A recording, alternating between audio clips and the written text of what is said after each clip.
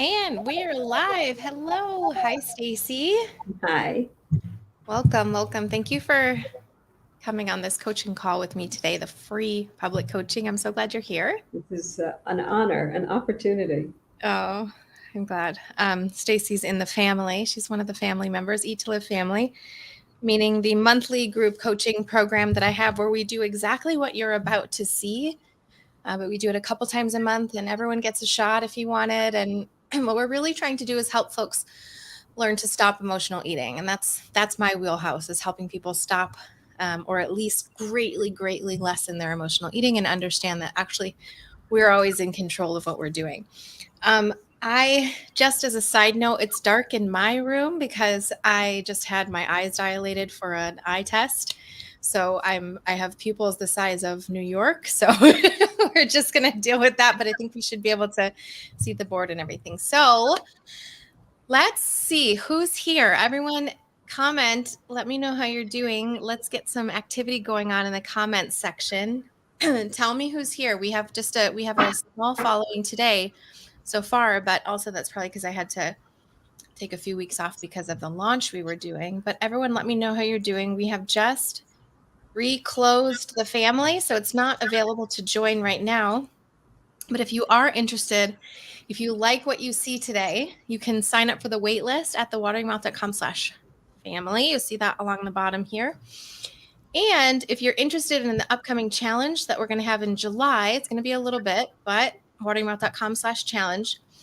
And lastly, before we get into the coaching, if you like this kind of coaching and you think you maybe want to get coached on something that you want to just demolish and have it not hold you back anymore, you can get coached on one of these calls as well. So go ahead to thewateringmouth.com/request, fill that out, and we will find a time and a day that will work really well for you. So thank you everyone for being here. Let's see who's here. Kathy. Hi, Kathy, in the family, mama of 12. I know. Oh my gosh. Amazing stuff. Hello, Facebook user. I can't see your name. There's some glitch going on. Not sure why. Sometimes I can't see your names, and then hello, Blanca. She's here. Definitely interested in all the challenges. I'm so glad. I appreciate you as well. Blanca's also in the family. Sarah's also in the family. So glad you're here. Welcome, everybody. Love to you. Let's get into the coaching.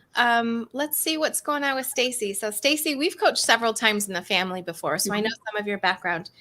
And I was asking you before we started this call how you're doing today, and what did you say to that? I don't feel that great. Yeah. I I if I overeat, I feel horrible. And when I stop overeating, I go through this like transition where I feel horrible. Both of them make me want to eat.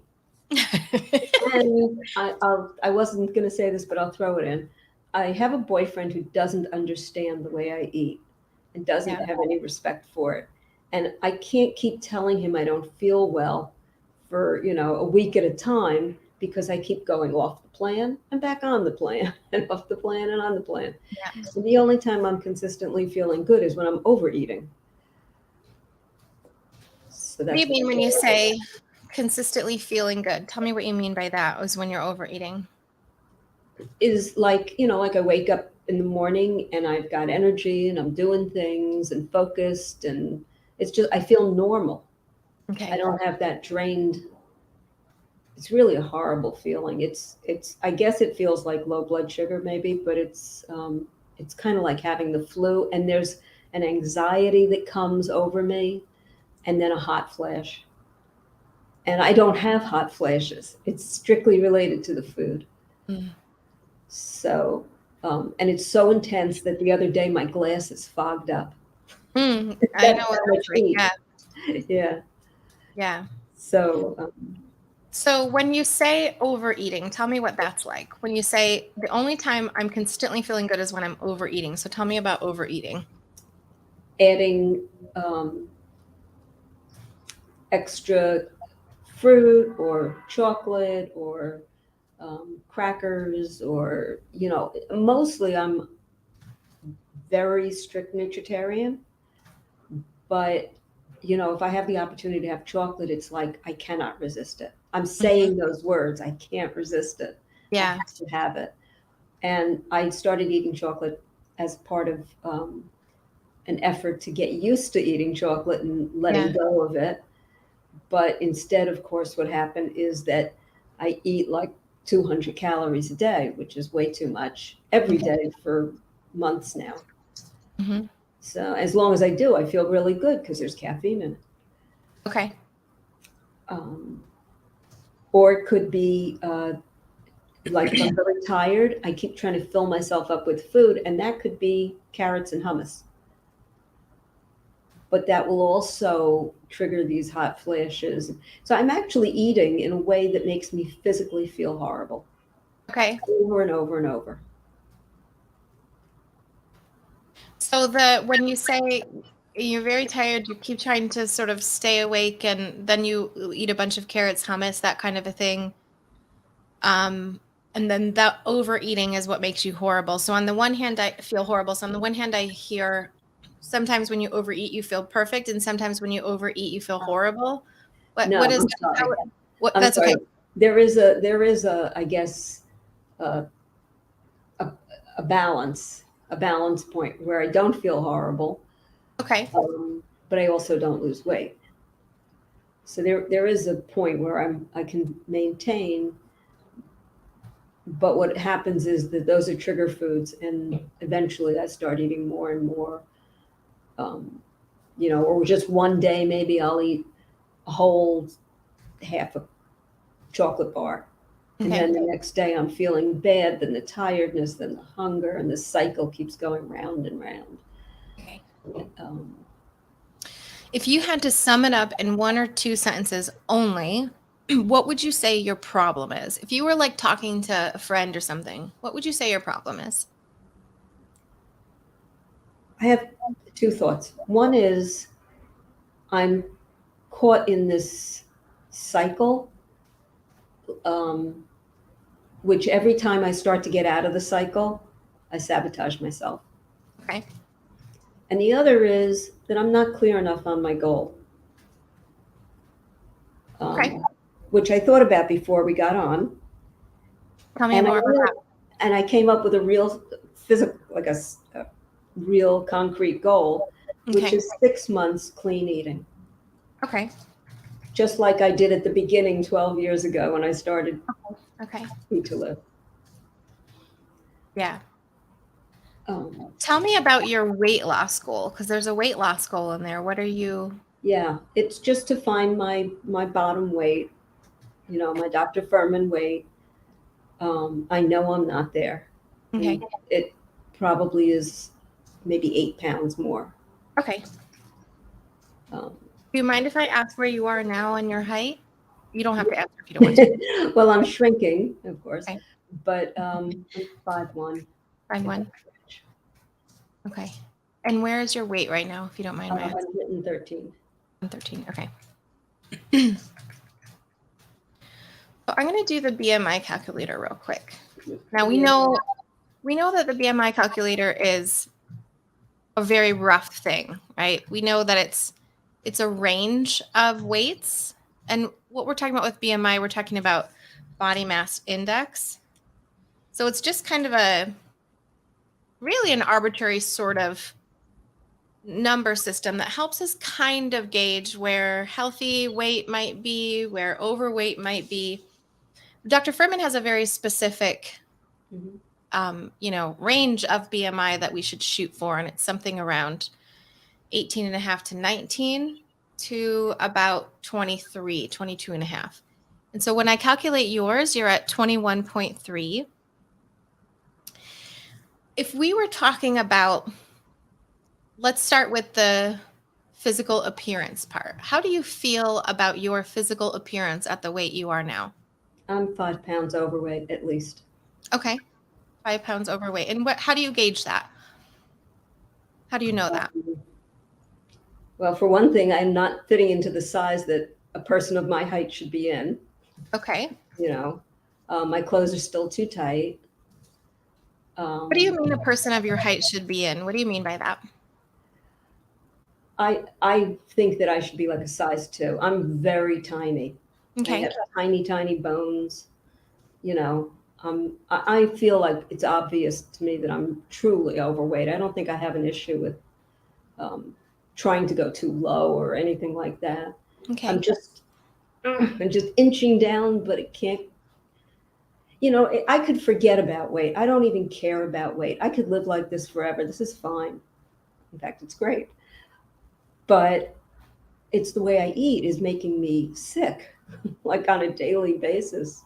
Yeah. But That's what's really fascinating, Stacey, is that it's based on how, so when I hear you say goals, one goal is to have clean eating for 6 months and another goal is to lose about 8 pounds, right? Yes, but it's not a fixed. The 8 pounds is Okay. not a fixed goal. So, I'm fine if this is as low as I ever go. okay. All right. That's why I kind of want to get to first. If the weight never changed, you would be fine, right? Yes. Okay. Sarah says, I have to go, but Cheri, can you answer what the ideal Furman percentage body weight is? 20 to 20 BMI. Yeah. So, do you mean body fat percentage? I think it's somewhere around, I think it's 15 to 20. I think it's around 20 is what he usually recommends. I can't quite remember. So maybe don't quote me on that one. Hey, Free Spirit. Good to see you. Hey, Linda. Um, so that's a good thing to kind of understand in the beginning here, is that the weight part doesn't actually matter. I want to talk a little bit more about the goal then. When you say clean eating for 6 months, I want to dig into, Stacey, really what is the problem? Is it the mental energy? Because I know there's a physical issue. It's the feeling horrible, right? So that's definitely one of the things we want to improve. But is there a mental energy issue here as well? Talk to me Definitely. about that. Definitely. Okay. There's two places where I see it. One is the protocol. I have been writing down my protocol every night, pretty regularly, not perfect, but pretty Yeah. well, for 4 months. I never pick it up the next day to fill in what my hunger level is. Okay. I never pick it up to say, oh no, I changed from this to that, Okay. from lunch to an apple or whatever. So that's one place I see it. And the other place I see it is I feel a panic. Like I feel my body wants me to eat much less. When I'm on the plan, I lose my appetite. It becomes easy. My body's telling me stop overeating and I'll stop making you sweat so much. But then when I'm actually eating, I'm like, this isn't enough. I have that mental, um, or it could be, I haven't eaten that much, so now I can go ahead and eat more. Mm-hmm. Those games are constant. So I wonder why, when you said I never pick up the plan afterwards to kind of what I call debriefing, right? Is to like look at really what's happening with the protocol. Like, how hungry was I before I ate this one thing? And then how hungry was I after? How satiated was I after? You said I never pick it up. Why is that? Well, yes, totally agree with what you just said, but also I'm talking about like where I write down what I'm going to eat the next day, and I Mm-hmm. make a little checkbox what my hunger level was before and after, but I Mm-hmm. never fill it in. Yes, right. Um, I just lose track of it. My lifestyle is constantly on the move. Okay. But I know your lifestyle is constantly on the move, so Yeah. Well, it listen, must I be mean, possible. gauging your hunger level actually has nothing to do with the piece of paper. It's a feeling inside your body, right? Yes, now I do that. Okay. Yeah, So you do at least check in and see how hungry you are. with a meal. I'll Okay. think about how hungry was I before and after. But I'm hardly even eating meals. It's more like a continuous stream. Okay. Um, so I guess that makes it really hard to journal it. Yeah. Why do you do the continuous stream thing?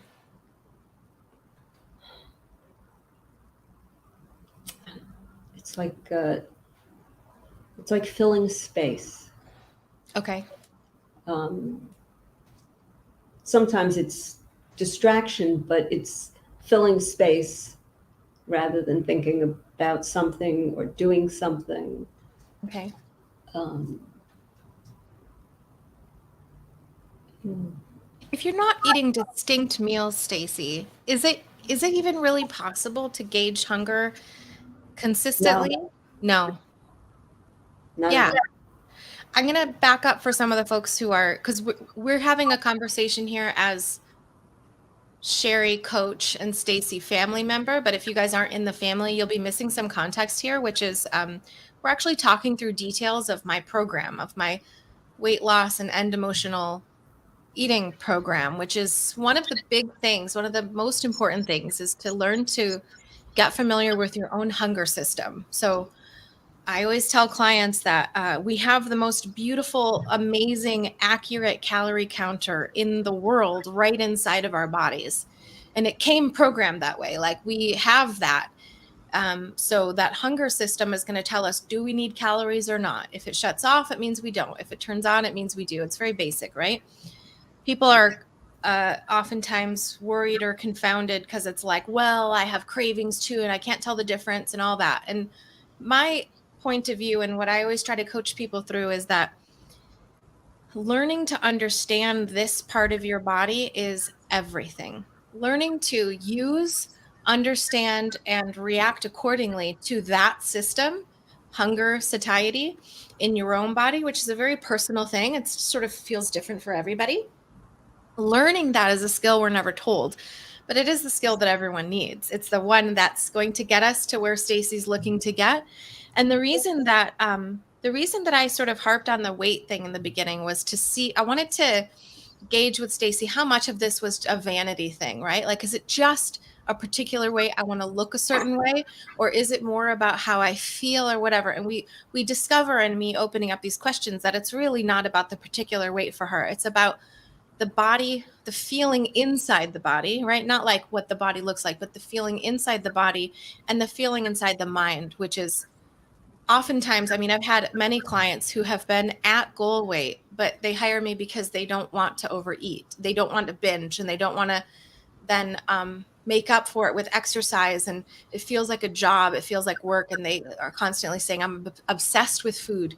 Even if I'm at my goal weight, I'm obsessed with food. I don't want to be obsessed anymore. So this idea of like, I just don't even want to think about it. I want it to be a natural process that just happens. And this is where we start, is by starting to get in touch with the natural processes that already exist in our body, that everyone has access to, and that even if you have metabolic damage, even if you have diabetes, heart disease, whatever, we still can and should use this system, because getting in touch with our own hunger and satiety is the first step towards, and I'm going to say this really bluntly, this is self-love. When we are in touch with ourselves, when we understand our bodies and we react accordingly instead of always pushing what our body needs aside, that's where we start to love ourselves again. And then that's where our body can trust us again, which sounds maybe a little woo-woo, but this is really what happens. If our body can trust us, it knows we're going to feed it when it needs food, and we're not going to feed it when it doesn't need food. The body and the brain start to trust, and it becomes this very beautiful symbiotic relationship. And so that's what I'm gauging with Stacey here, is just seeing where she is and all these different things and what's important to her, and then how we might work on this. So that's why I'm asking questions about hunger and satiety specifically. But Stacey, so we say we're talking about this idea of not having any sort of distinct meals. Do you like that about yourself, that it's never a distinct meal, or do you enjoy grazing? Like, how do you characterize your eating, and how do you feel about it? I think oftentimes when I go to do it, I tell myself, oh, well, I can get away with this. I'm normal. I can eat whenever I want. Yeah. But it really makes me feel pretty crappy about myself. Okay. Why? Because, of course, it's been since childhood. Okay. And I had kind of without details, kind of a neglected childhood. Like I was by myself a lot. Okay. And so I would just keep going back to the refrigerator over and over, and there wasn't anybody there to stop me or say anything. And then all of a sudden it's, why did you eat that? Or why are you so big? Or whatever. Oh, So then I have all this shame about criticism and shame. Yeah. like that. Yeah. Yeah, it's embarrassing. I mean, like with my boyfriend, it's like, what's your problem? Why can't you just eat a meal? Stop eating at 6 o'clock. It's very simple. Mm. But for me, it's not. And there was something else you said about self-love that I was thinking about before we got here, which is that, all the things that we talk about that we could do as a substitute to going to the refrigerator, Yeah. like a little meditation or some breathing or some bath or something. Mm. I was thinking about those things and whether I really feel satisfied by those things. Mm. I think that the food is so stimulating Mm. that it's hard to appreciate the mellow things, or that I'm really not in touch with what's good for me. So you've just brought up a really great point that this is more of an advanced thing, but we might as well go here because we're here with you now. What you just brought up is this idea that we've heard about the pleasure trap. Most of us, we've heard about that book from Dr. Lyle and Dr. Goldhammer about the pleasure trap, meaning the food today, the junk food, the standard American diet food, whatever, meaning that's a pleasure trap. Like when we start eating it, if we're eating it, like say this is the standard American diet, and we have a range of dopamine that we get used to, right? So like if we're on the standard American diet, say our dopamine levels, meaning the chemicals in our brain that tell us this is awesome, keep doing this. You need pizza, you need ice cream, you need this, whatever. The dopamine levels that talk to us are up here. But when we reduce our amount of standard American diet food that we're eating, our dopamine levels deregulate, meaning they come down a bit, so that now we have a range of dopamine that's like this. And this is with like less standard American diet or more ETL, more eat to live type food, right? More vegetables and things like that. Now, this range of change here in the dopamine level,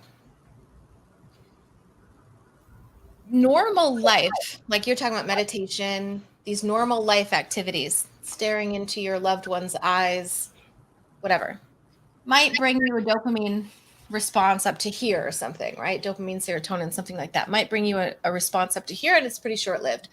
Whereas with food, it can go like, because they have specifically engineered it to do that, right? It's not real. You don't find Doritos on a tree in the jungle, right? Like that, they have specifically engineered it to have just the right amount of powder to spike the chemicals in the brain so that your brain starts to learn, oh, this food is important. If this sounds like witchcraft to you, open your eyes. This is how companies work. This is what Coca-Cola and McDonald's and all these companies have actual scientists on staff to create. This is what they call the bliss point, right? There's an actual name for it. So this bliss point right here is the idea that these foods are engineered to create a point of bliss in your brain that doesn't exist on the normal human scale of emotion. It's just not a normal thing, right?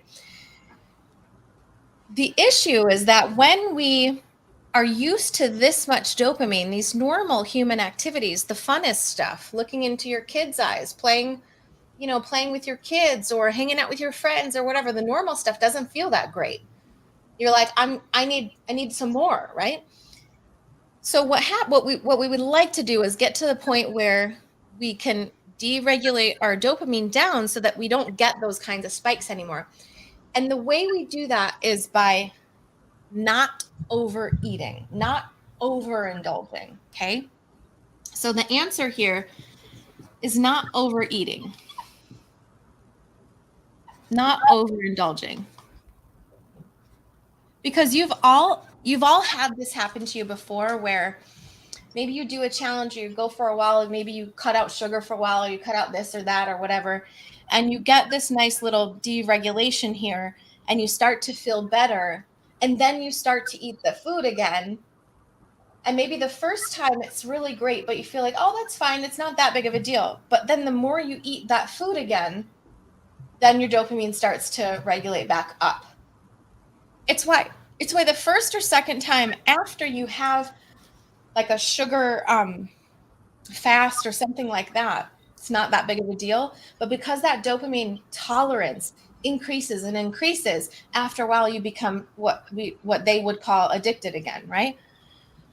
But what's actually happening here, it's not the chocolate that's the problem. It's the amount of chocolate that's the problem. It's not the Doritos that are the problem. It's the amount and frequency of the Doritos. Like the dose makes the poison, right? So it's the overeating, the overindulging, the binging that's the problem. It's not the chocolate. It's not the Doritos, not the pizza. Those foods are not powerful enough to have you become an addict like heroin, or people would be selling their kids for pizza. It's not as powerful. It's the dose that makes the poison. So it's the amount of Doritos you eat. It's the amount of chocolate that you eat. It's the frequency that you eat it. So that begs the idea, what we want to be doing is just getting rid of the overeating, the overindulging, the binging level. If we get rid of that one, we can still have standard American diet food, and we will get that deregulation, which is really good for us. And then the life's pleasures will come back as a better life pleasure. Okay, this is a nice side note. I'm glad you asked this. I have a few more things I want to say on it. I'm really glad this came up, and we'll get back to, I want to talk more about meal size and things like this as well. But so in my program, my number one step, the number one thing that we do, number one, is stop overeating. That's the first thing that anyone needs to learn to do, is stop overeating. So that's why in my program, I don't care what foods you eat. Let's just learn how to stop overeating them. Let's find the frequency at which eating those foods doesn't cause our dopamine to go, I need more, right? How do we do this? Well, that's in my program. But what we do, and what Stacy and I will talk about here in a minute, is, like we've talked about this before, but how do we actually include those foods so that it doesn't do that huge up level, that up regulation of the dopamine, right? How do we do that? I'll give you, we're not going to go fully into it today, but I'll just give you the short answer, is that it is the restriction of those foods that causes overeating. It is the saying in our head, we should not eat those foods, that causes the overeating. It is the saying every time in our heads, every time we go to eat a thing and our brain says, I shouldn't be eating this. I really shouldn't have this. I'm only going to have one piece. I really shouldn't. That's what causes overeating, because the feeling that comes up there is restriction. And I don't care if it's that meal, but eventually we will overeat in response to that restriction that we created. There is a difference between, so the goal, what's the goal? The goal is to get to the place where we're not overeating, and overindulging, and binging as well. So the goal is, when we have a meal, the thought pattern is something like, I can have this, and I can, something like, have my fill anytime I want, as much as I want. This is terrifying to someone who thinks they're a food addict. This thought pattern is, but if I tell myself I can have as much as I want, I'm going to weigh 1,000 pounds. Because they will see it as this slippery slope that just keeps going and they'll never stop. But the only reason that people have a slippery slope and never stop is because they're telling themselves they shouldn't. They should not believe this. But here's the thing. There is a difference between knowing something intellectually and knowing something in your soul, right? There's a difference between knowing what you should be thinking and truly embodying an idea. There's a difference between thoughts and beliefs, right? When we believe something, like our belief in God or our belief in blue skies or what have you, when we truly believe something and it's not a question anymore, the feeling follows and supports the idea. The problem is that when someone tells us this is the answer, we don't feel calm, we feel scared because we don't actually believe it. If we believe, now here's what happens. If we truly believe I can have whatever, pizza, chocolate, whatever. We truly believe we can have it. Anytime I can have as much as I want, anytime I want. And then we do that, there's going to be a point where we get sick of that food. It happens to us with salads. It happens to us with smoothies. It happens to us with ice cream. Like you cannot continuously eat ice cream for 24 hours in a row. Your body will stop you because there is a point where the ice cream is no longer good anymore. And what I often do with clients is I'll say, I'm going to prescribe to you, fill in the blank, whatever food it is that triggers you. I'm going to prescribe that food to you for 10 days in a row. And I want you to eat this much of it. So they'll say, what was their last binge? Maybe it's a chocolate bar. And they'll say, I ate 2 chocolate bars in a row. And I'll say, okay, I'm prescribing you 2 chocolate bars in a row for 10 days in a row. And you must eat it. And they'll go, oh, that sounds terrible. I'm like, exactly. Because if I told you, if you really believed you could have as much as you want, there's no way you'd have 5 chocolate bars. You'd be like, ugh. So you eat the chocolate bars 5 days in a row. By day 3 or 4, you're like, I don't really want 2 chocolate bars right now. And then you start to realize that there is no slippery slope. So we start here. I can have this thing. I can have my fill. And then the other 2 things that we add to this are, or no, 3 things. Number 1, we add hunger and satiety. Number 2, we add how does it taste? And number 3, we add how does it feel in my body during and after eating this thing. So you can't have this without this. You've got to actually be conscious of what's happening while you do it. Because if we just do this one, you might get to the point where you're like, you just eat so much of it. And this is, Stacey, I want to go back to this now. Why, like, what is the answer? Why don't you look at the hunger and satiety? Well, one of the answers is because you're a grazer. So I want to talk about that as well. But in our program, what we do is we say the number 1 thing to keep in mind, no matter what you're eating, you say, I can have anything I want as long as I'm not stuffed. As long as I'm not stuffing myself with the thing. Because if we're not stuffing ourselves with the thing, we truly believe it's not scarce. Because we're like, I can have it like I can literally have this food for breakfast, lunch, and dinner anytime I want, as much as I want. If we truly believe this, at a meal, say we have a salad and then we have some chocolate after the meal. At that meal, if we're going like, I really should stop, I really shouldn't have any more of this, we're going to overeat it. But if we instead thought, I'm going to stop right now because it doesn't feel good anymore and because I can have more at dinner. What comes up for you when I say that, Stacey? Well, I struggle with it every day. Yeah. So I'm practiced at it now. Yeah. What comes up? I pretty much 100% keep going. Yeah. Doesn't make me feel good emotionally. Yeah. Or physically. Or physically. And I actually just did this experiment, which didn't work out well. And I couldn't get that mindset. I actually took a box of crackers and I put a sign on it that says, you can have this. But listen, You Stacey, really want it.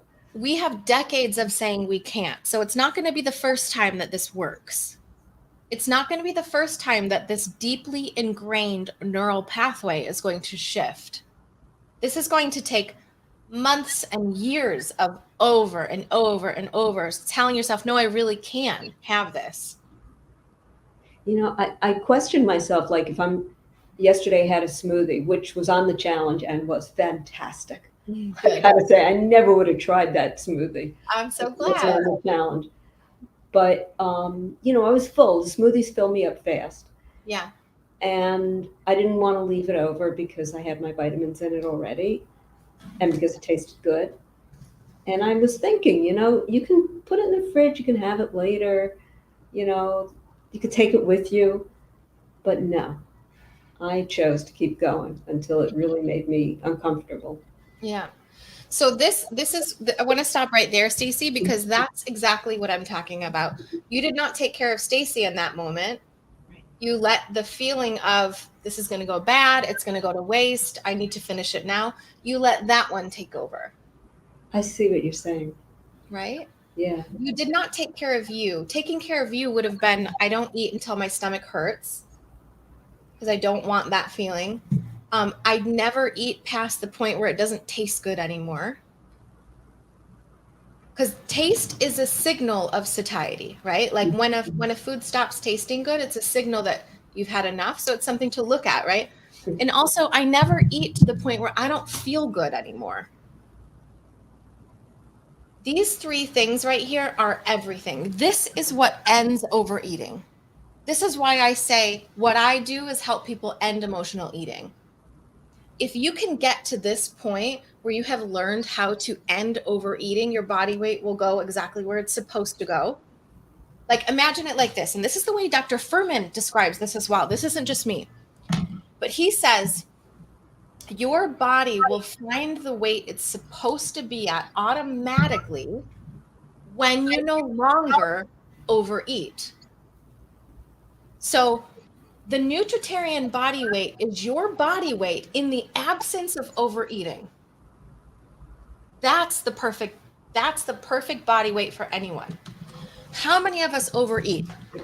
All of us, right? There's barely anybody who doesn't overeat. Here, let me leave those. Well, whatever. Okay. So perfect body weight for anybody, according to Dr. Furman, and I believe this as well, body weight for anyone is your weight in the absence of overeating. So if you didn't overeat ever, I don't mean like sometimes you do or like Right. 20%. I mean like all the time. Like you just never overeat because you care about how you feel, right? If you never overate, your body would naturally get to that place because some days you'll eat perfectly and then you'll lose a little bit of weight. Some days you will never overeat, but maybe you ate a little bit too many calories because you had too high calorie food or something, but you didn't really overeat. So then you have a kind of okay day and your weight stays the same. So if you're never, ever overeating, you'll never have a day where you gain weight. If you're only eating to satiety, doesn't matter what foods they are either. They don't have to be nutritarian foods to do this. It can be chocolate, it can be pizza. If we're telling ourselves we can have the food, we'll never overeat on it because we could just have it for the next meal if we wanted it. There's no scarcity, right?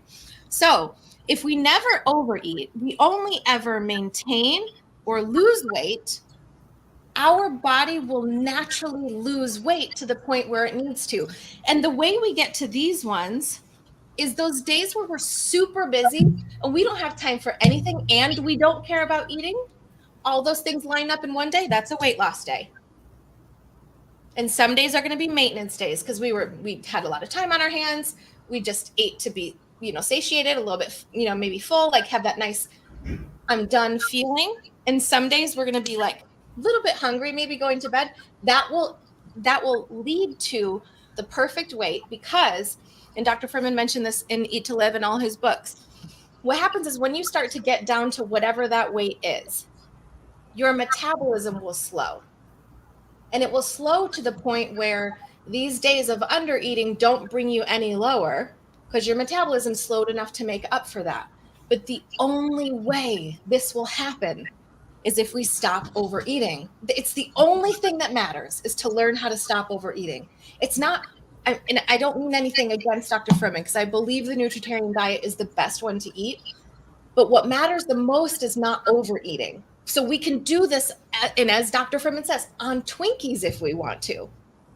Because if you ate 20 Twinkies a day, in a couple days, you're going to be like, oh my God, I don't ever want to see a Twinkie again. And you will eat less than you need.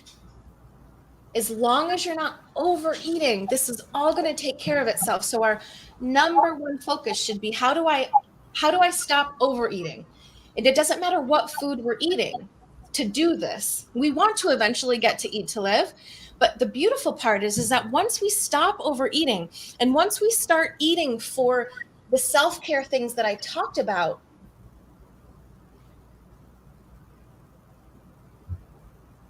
then having meals that hurt are an impossibility for us. Because we're like, our number one is like, I don't hurt myself when I eat. Does Cheri do this perfectly? Nope. You can tell. I mean, my medications, my cancer medications, things like this, right? Change things for me. I'm working on this myself. But I'm not gaining weight. There's if we're doing this 100% about self-care and self-love, then the other thing that always comes up is, oh, but I should be eating salads instead of this. Okay, cool. You'll get there. What's beautiful is that if we're eating for self-love in the way that we feel, we will automatically start eating more salads.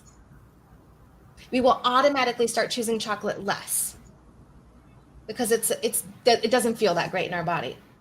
But if every time we eat, we are completely disregarding how we feel, and every time you eat, Stacy, you're like, ugh, this makes me feel horrible, but you keep doing it, it never changes. Right?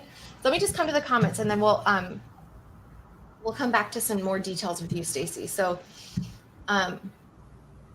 yeah, we have some folks that are feeling the same as you, Stacy. She says, I understand that continuous stream of eating like you were talking about. Free Spirit says she's been doing good, have been trying to follow my real hunger signs and pay attention. Kim says, I relate to what Stacy says about the neglect, and that made me a perfectionist when it comes to everything, including food. How many of us are perfectionists in this room? Like, it's all of us, basically. I think the nutritarian diet really attracts folks like this too. You're so welcome, Rosemary. I'm glad this was helpful for you. Blanca says, that resonates with me too when her husband gives her that look like, what's wrong with you? Why can't you just eat the way you're supposed to? I feel bad for my husband and children because they have a wife and mom that can't figure herself out and just do what she's supposed to be healthy. I get embarrassed and ashamed of myself that I usually hide. Isn't that so fascinating, Blanca? We know who we want to be, and yet we're embarrassed that we're not that person. So we keep doing the thing that is not that person, right? It's the vicious cycle, right? But the thing is, we all come with different appetites and understandings of food and nutrition levels. We all have different. So your husband, your children, they all were raised differently than you were. Everyone is raised differently than each other, right? Some of us have similarities, but to think that there's anything wrong with you because of that is what actually causes us to overeat, right? But instead, if we could think to ourselves like, this is a beautiful challenge that I get to figure out, and won't it be amazing if I do figure it out, right? Like allowing other people's opinions to create our journey is counterproductive for us, right? This person says, wow, I'm in the right place. After being coached by you last week, I realized that it was the restrictions I put on myself and the things I was saying to myself, like, if I eat that once, I'll never stop before I can muster the strength to start restricting again. And I've had a great week. I even went to Panera. Oh, yay! You're the one that I coached on Panera. Yes, yes, yes. I'm excited to start tuning into how I actually feel. Amazing, amazing. And that's similar to a thought that Stacy has when you said, if I eat that once, I'm not going to be able to stop, right?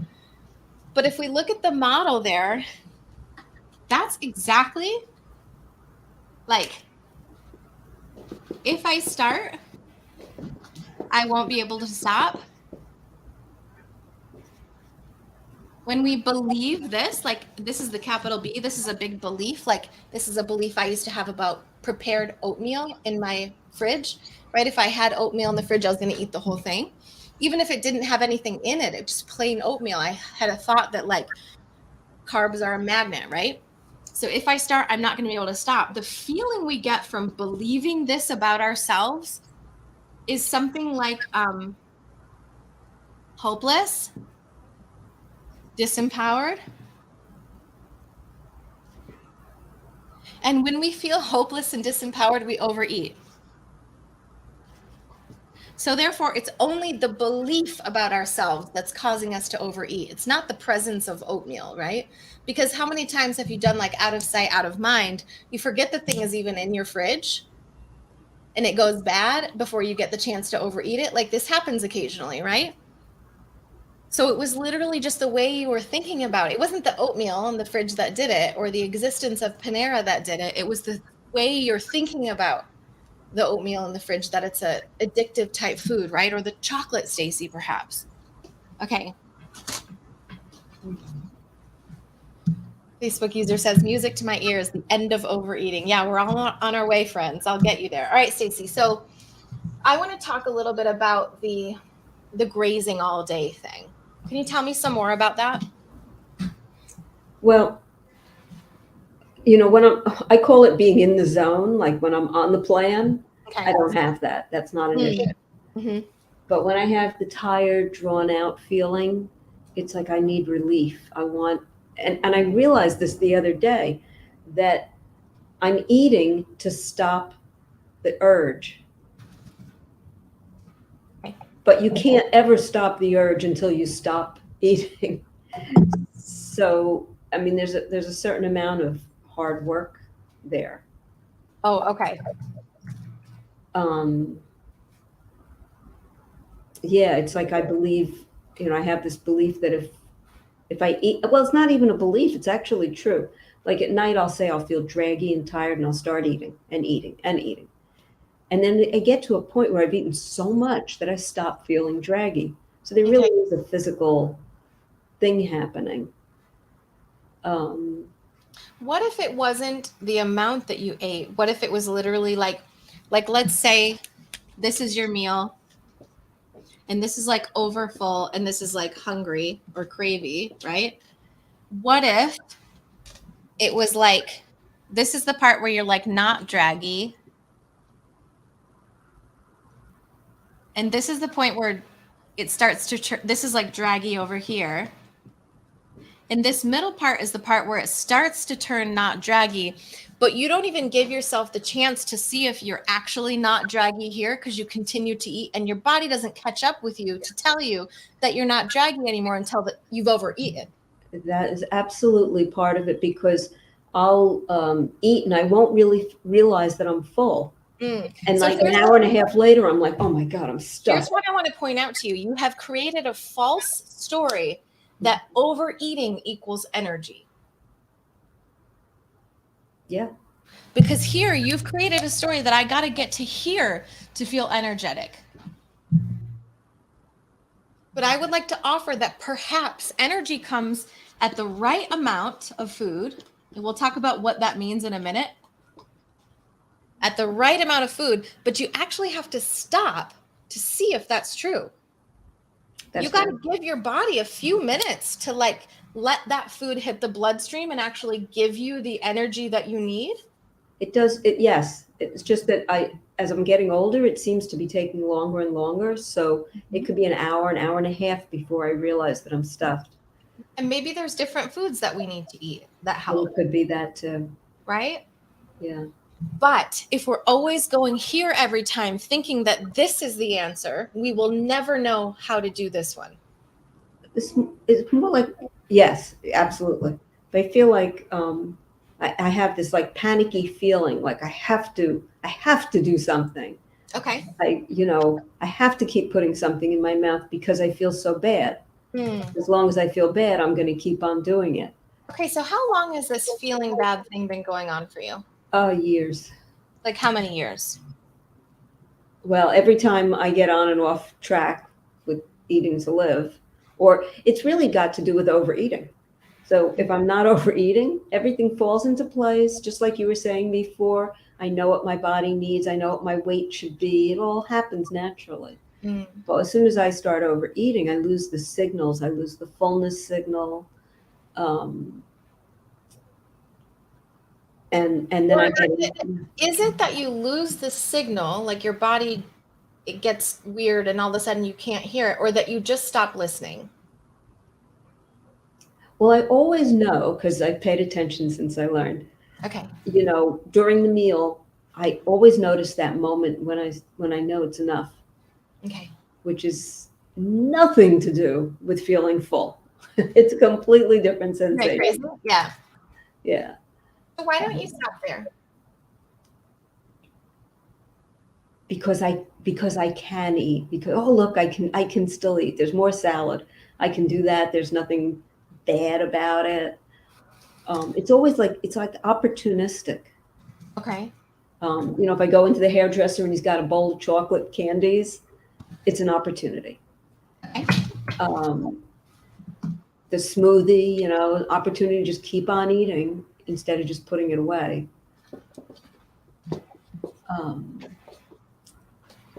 Okay, so your model is something like I can keep going. Mm-hmm. There's nothing bad about it.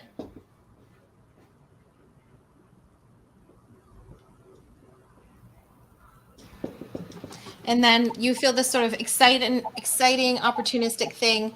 Your actions that you take, this is a feeling, this is a thought, actions you take are finish meal. Beyond full. Beyond full. Okay. And what other kinds of actions do you take when you're feeling that opportunistic? It's maybe like eat off-plan foods? No, it is almost a feeling of maybe I won't be able to get it later. Okay. Yeah.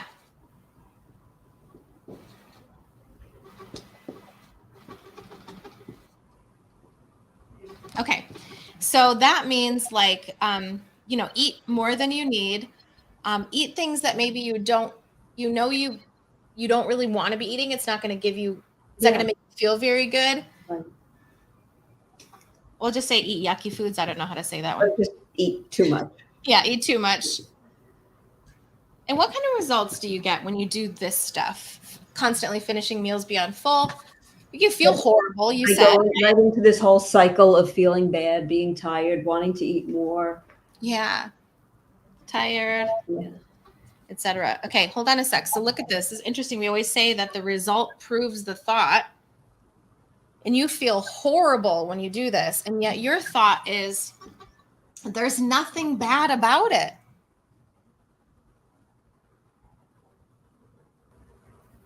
There's nothing bad about overeating. Your belief system is, look, I got this salad in front of me. It's really huge. I'm full, but I'm going to keep going because there's nothing bad about this salad, except that it makes you feel horrible to overeat. Yeah, I don't think I say there's nothing bad about it. I think I say I can get away with it. I can get away with it. Okay. You did say that, but we'll change it. I can get away with it. What do you mean by that? I can get away with it. It won't make me gain weight, and I can always start again tomorrow. Okay. So interestingly, this is based on weight loss, right? You are equating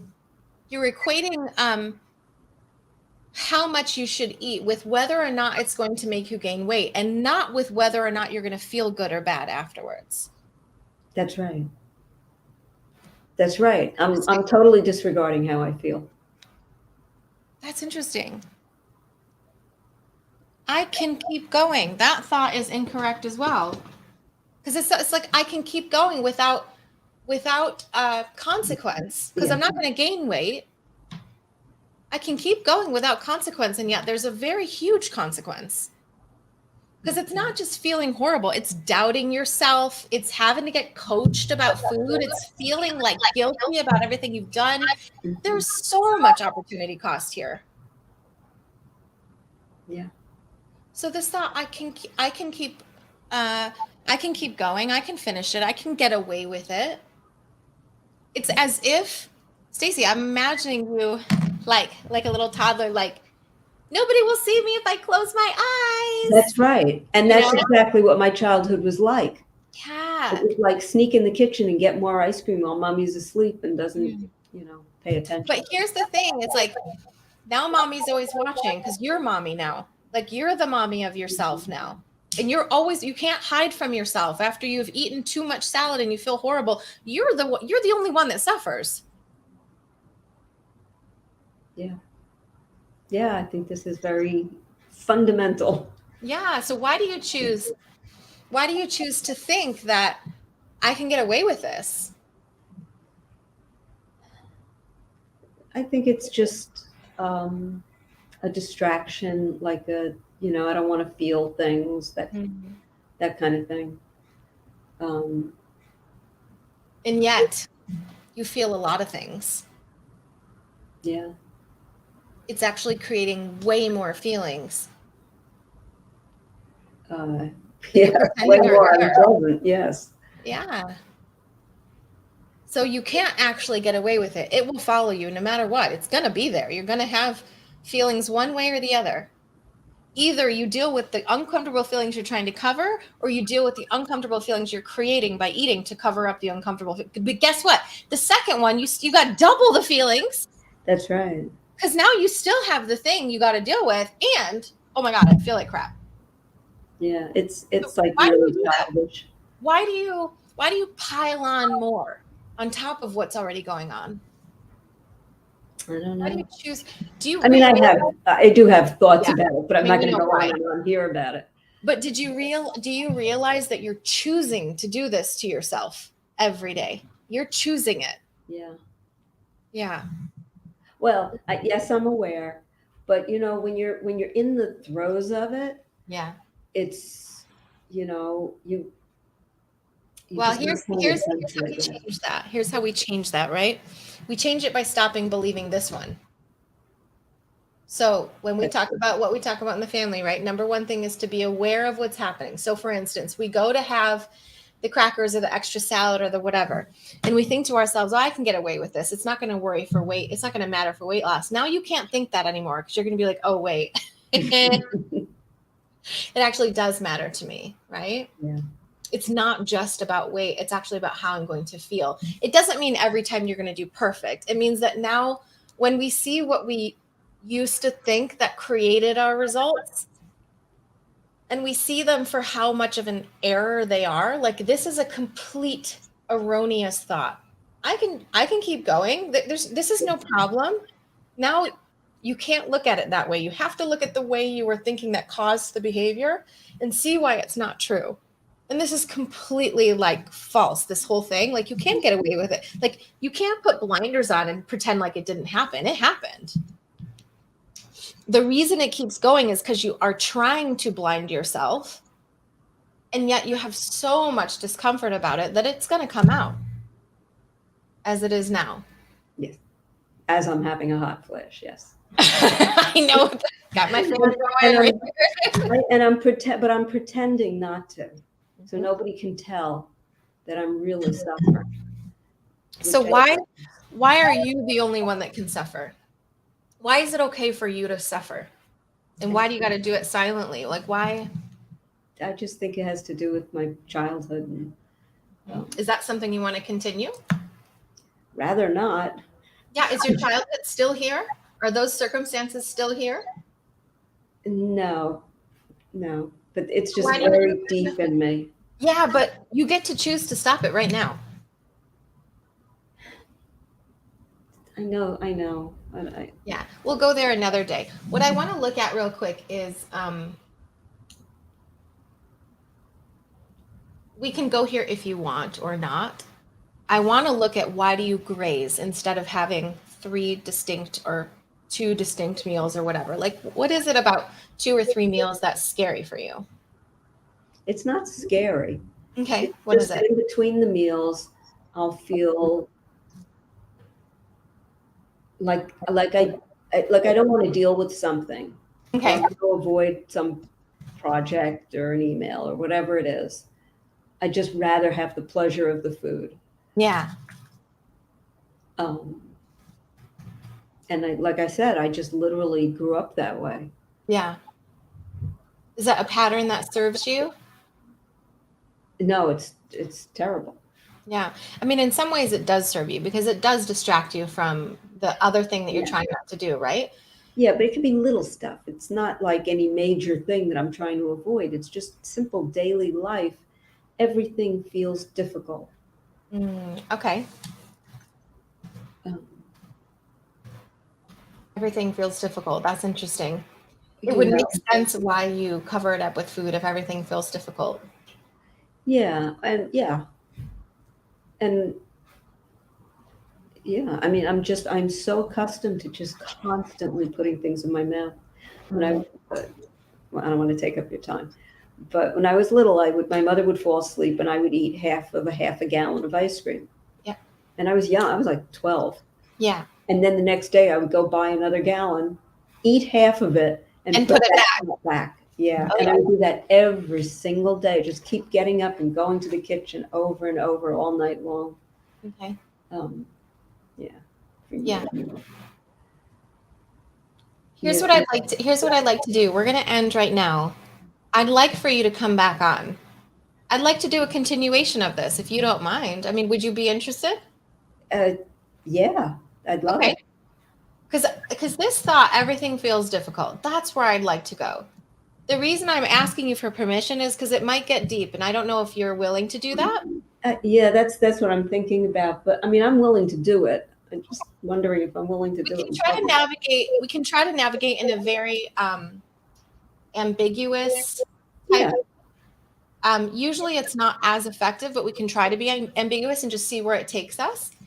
And if it doesn't work, if we can't really get where we need to go, we could just coach on something else too. It's no big deal. You just tell me if I'm getting too personal or too detailed. That's all. No, it's not my comfort level. You can say whatever you want. It's about you because Yeah. it's a public call, right? Okay. Okay. Yeah. No, I would do You it. just tell me Definitely. what your Thank you. comfort level is. I mean, we can coach on literally anything. I'm prepared for it all. So, yep. Okay, good. So I'm gonna put you back in touch with Hillary then, and we'll work this out for Okay. the next week. Okay. Thank Awesome. you. Good eye Okay. openers today. Good. I'm so glad. All right, Stacy, I'm going to take you off now, so you can go and do your thing. It might show that you're still here, but I'm going to take you off now. I just want to say thank you for being so vulnerable and allowing us to hear your story, because I know so many people resonated with what you brought up today. So thank you. Glad. Thank you. All right. Thanks, Stacy. Have a good day. All right. Okay, Stacy can take off whenever she like. Thank you for being here, friends. Yeah, Blanca says, yeah, maybe I won't be able to get to it later. So if anyone wants to have coaching like this, of course, I'm going to try to coach Stacy next week if possible. We'll work that out. But otherwise, if anyone else wants to get coaching like this, I know it's kind of a vulnerable thing to do, but it can really make, as you saw, some huge shifts immediately in your life. Go to thewateringmouth.com/request. Just fill that out and we will put you in touch with my gal Hillary. We'll get something scheduled in for you to be able to get coached as well. And consider, if you like this kind of coaching, you need to join the family, or you need to get in a private coaching relationship with us. Myself, Coach Lydia, Coach Nancy, we all do the same kind of method, as well as other things that we bring to the table. We'd love to talk to you about private coaching if that's something you feel like might be useful for you. If you are interested in private coaching, there is a free training that I'd like to offer you. info.thewateringmouth.com/free-training. Go there, check that out. That will give you a really good idea for whether private coaching might be a fit for you. Okay, so consider that. Consider joining the family at some point. I got to go get my little one from school. Let's see the comments here. Free Spirit says, always great to hear your thoughts to help us figure things out. Thanks, Cheri. You're so welcome, Free Spirit. And Robin, love you. She's one of my private clients. Thank you, Robin. She says, amazing job, Cheri. I took some great notes. Your coaching is so helpful. You are a great coach. I love you. I love you. I love you. Mwah, mwah, mwah, so much, my friend. Thank you for that beautiful comment. And thank you for watching too. I'm glad you're here. That's it for today. Okay. So if you want to watch the training, this is where it is. If you want to get coached yourself, please go fill this out and we'll find this one here. We'll go find a time for you and a day that will work for you. Okay. Otherwise, keep your eyes peeled. We only do 2 things or 3 things. We do challenges, which are free. We do the Eat to Live family, and we do private coaching. That's it, because I know that's what works. All right. If you want to get over emotional eating for good, if you want to stop this binging or overeating or whatever, I have it worked out. I know what you have to do. So reach out to us if you want to hear more. Okay. Thank you so much for spending part of your Friday with me. I love you, or Saturday, depending on where you live. I love you so much. I hope everything's going well. If you need us, we're here. And the whole point of this, so that we can get healthier, right? So we can get more salads in, so we can get less chocolate in, and get over that emotional eating so we can feel our best and we can love ourselves some more. Okay. Love you. Have a great weekend. See you guys on the next call.